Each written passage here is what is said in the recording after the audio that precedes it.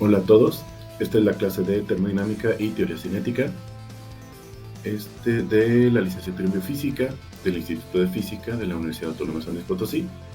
En esta ocasión vamos a terminar el estudio del capítulo número 5, que trata sobre aplicaciones clásicas de la termodinámica irreversible lineal. Esta sesión es la número 15, que es la última de nuestro curso, y vamos a estudiar el efecto termoeléctrico. El contenido de esta clase va a ser que vamos a estudiar el efecto Seebeck, el efecto Peltier y la difusión en una sustancia homogénea. Estudiar el efecto termoeléctrico es uno de los ejemplos más importantes de las aplicaciones de la termodinámica irreversible lineal, así que ese va a ser el objetivo de nuestra clase. El mensaje que quiero que se lleven a casa, que recuerden de esta clase, es que el efecto termoeléctrico se manifiesta como el acoplamiento que surge entre el transporte de cargas y el transporte de energía en forma de calor.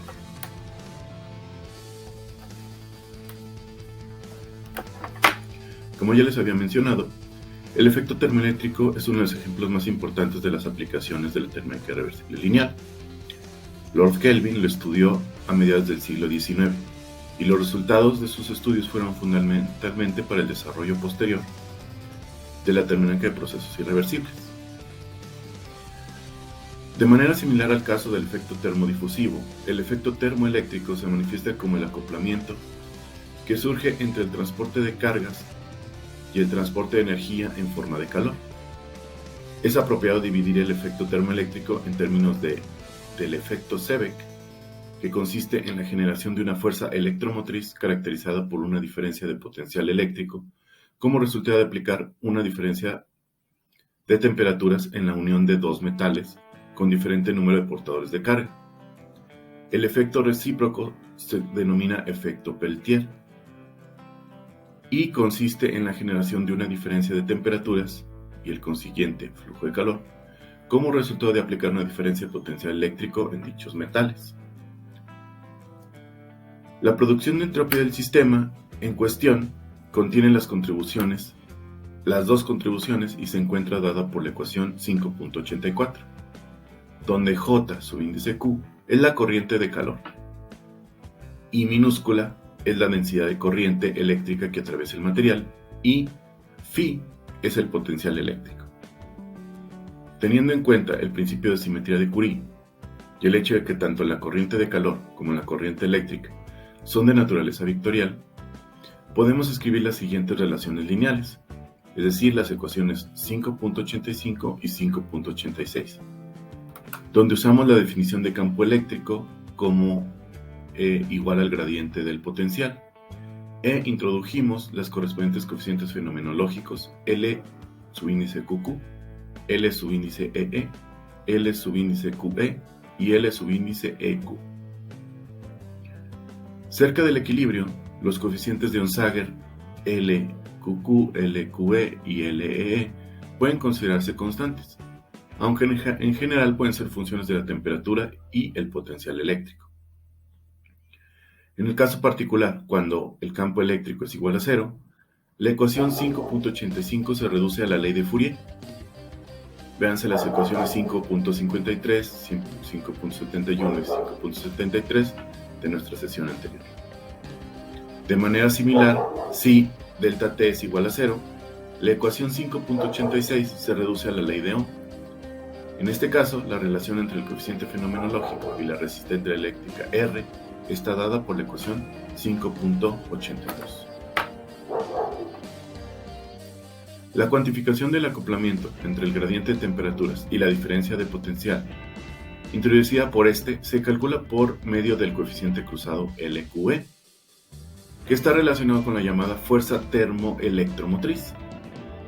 Físicamente, la manifestación del efecto se da por el hecho de que la diferencia de temperaturas produce una corriente eléctrica subsidiaria que puede medirse regulando las condiciones del sistema, de manera que no haya una corriente neta a través de él.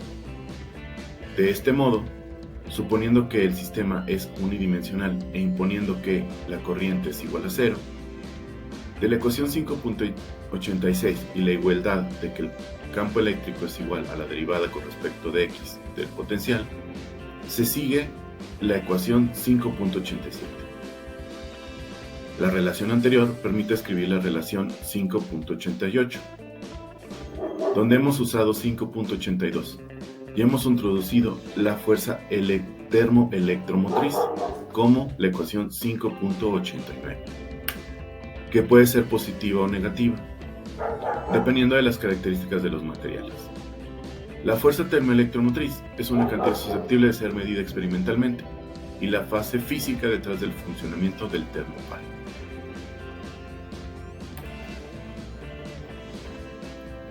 El efecto Peltier es el recíproco del efecto Seebeck.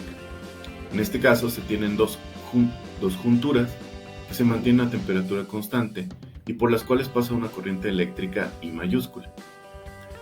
Al pasar la corriente, el efecto Joule tiende a elevar la temperatura del sistema en uno de sus extremos, de modo que, para mantener ambos lados a la misma temperatura, hay que remover calor del sistema.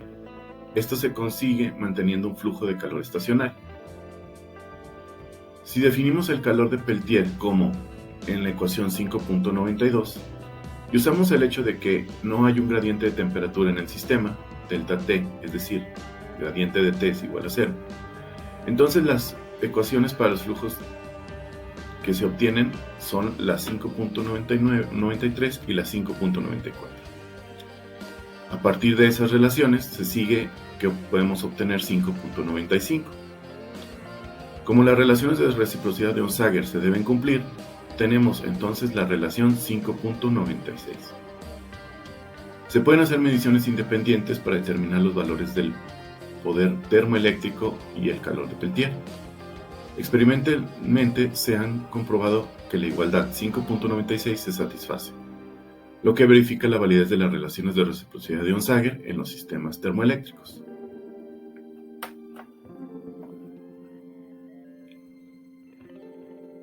Como primera aproximación al proceso de difusión en una mezcla binaria, podemos suponer que la variación del potencial químico del agua es despreciable, es decir, que el gradiente de μ2 es aproximadamente 0. Entonces, a partir de las ecuaciones 5.26, 5.27 y 5.29, se puede escribir la relación 5.97. Ahora bien, si sustituimos el resultado 5.97 en la ecuación de continuidad para la especie 1, se obtiene la ecuación de difusión correspondiente, es decir, 5.98, de donde hemos usado la relación que el gradiente de μ1 es igual a la derivada de μ1 con respecto de ρ1 por el gradiente de ρ. Y hemos definido el coeficiente de difusión D mayúscula expresado como en la expresión 5.99. Supongamos que la tinta se comporta como una solución ideal, entonces podemos escribir su potencial químico μ1 como 5.100, donde ρ subíndice 1,0 es una densidad de referencia. Usando la relación anterior, obtenemos que podemos escribirlo como 5.101. Combinando la relación anterior con 5.99, se llega a la siguiente definición de la movilidad Z como 5.102, que es el inverso del coeficiente de fricción beta introducido en la ecuación 5.14. Sustituyendo este resultado en la ecuación de difusión, se encuentra que se puede escribir como 5.103, que es la relación de Einstein-Stokes. La ecuación de difusión también puede escribirse en términos del potencial químico si usamos la relación derivada parcial con respecto a T de ρ1 igual a la derivada parcial de ρ con respecto de μ1 por la derivada parcial de μ1 con respecto de T. La ecuación resultante es la expresión 5.104.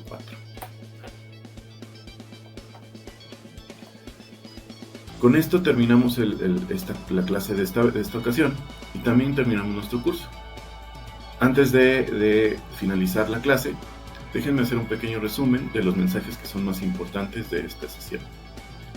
El primero es que el estudio del efecto termoeléctrico fue fundamental para el desarrollo de la termodinámica de procesos irreversibles, ya que al final podemos obtener una expresión que nos permite corroborar experimentalmente las relaciones de reciprocidad de Onsager.